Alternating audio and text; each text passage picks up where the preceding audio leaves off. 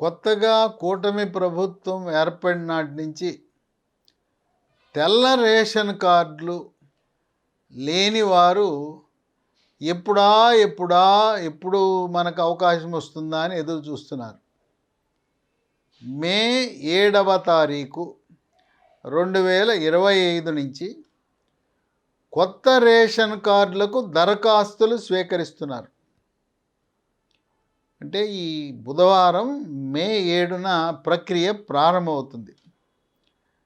కొత్త రేషన్ కార్డుల మంజూరుతో పాటు ఇప్పుడు పిల్లలు పుట్టుంటారు, ఆ పుట్టిన పిల్లలను కూడా దాంట్లో చేర్చుతారు. చేరికలు ఉంటాయి. ఉన్న రేషన్ కార్డులో చేరికలు, ఉన్న రేషన్ కార్డులో తీసివేతలు కూడా ఉన్నాయి. తీసివేతలు అంటే కొడుకు పెళ్ళయింది, ఆ కొడుకుని వేరు చేసి కోడలతో కలిపి వేరే కార్డు ఇస్తారు.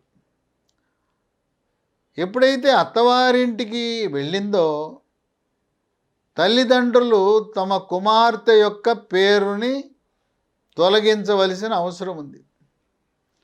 కుమార్తె అత్తవారింట్లో భర్తతో కలిసి కొత్త రేషన్ కార్డు పొందే అవకాశం ఉంది. ఆ విధంగా రేషన్ కార్డులో చేరికలు ఉన్నాయి, తీసివేతలు ఉన్నాయి. ఇక కొంతమంది రేషన్ కార్డులో తప్పులు దొర్లాయి. అది కంప్యూటర్లో చేసేటప్పుడు తప్పులు దొర్లాయి. అక్కడ ఏంటి, అడ్రస్ చిరునామా తప్పు, పేర్లు తప్పుగా నమోదు చేయటం, ఇంటి పేరు తప్పు. ఈ విధంగా ఇప్పటి వరకు రేషన్ కార్డులో ఏదైనా మీరు దాంట్లో అచ్చు తప్పులు కానీ దాంట్లో కంప్యూటర్ చేసేటప్పుడు కానీ ఏమైనా తప్పులు ఉంటే ఆ తప్పులు సవరించుకోవటానికి కూడా ఒక మంచి అవకాశం.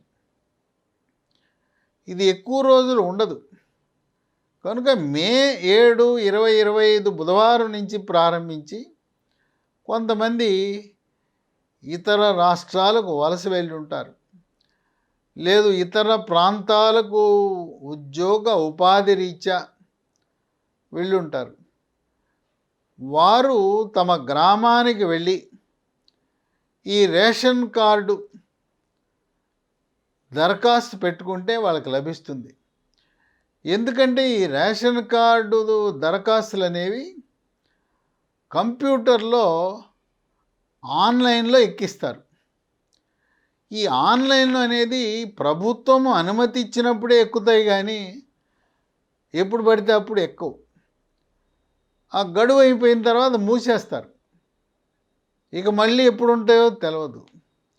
ఇప్పుడు ఈ సదవకాశాన్ని సద్వినియోగం చేసుకోకపోతే మళ్ళీ సంవత్సరం పడుతుందో, 2 ఏళ్ళు పడుతుందో, 3 ఏళ్ళు పడుతుందో తెలవని పరిస్థితి. కనుక రేషన్ కార్డు లేని వారు మీరు ఎక్కడ ఉన్నా, ఎన్ని పనులున్నా ఈ సదవకాశాన్ని మీరు సద్వినియోగం చేసుకోవాలి. మీ గ్రామానికి వెళ్ళి దీన్ని దరఖాస్తు పెట్టుకుంటే, దరఖాస్తు పెట్టుకున్న తరువాత మీ ఇంటికి అధికారులు వచ్చి మీరిచ్చిన వివరాలు సక్రమంగా ఉన్నాయా లేవా, అసలు మీరు అక్కడ నివసిస్తున్నారా లేదా, మీకు ఇల్లు ఉన్నదా లేదా, ఈ వివరాలన్నీ నమోదు చేసి మీకు రేషన్ కార్డు ఇచ్చే అవకాశం ఉంది. కనుక ఆంధ్రప్రదేశ్ రాష్ట్రంలో నిరుపేదలు, దారిద్ర్య రేఖకు దిగువ ఉన్నవారు ఎవరికైతే తెల్ల రేషన్ కార్డు, వైట్ కార్డు లేదో ఇదొక శుభవార్త, మహత్తర అవకాశం. తెల్ల కార్డు లేకపోతే ఆంధ్రప్రదేశ్ రాష్ట్రమే కాదు, తెలంగాణలో కూడా మనకు ప్రభుత్వ పథకాలు అమలు కావు.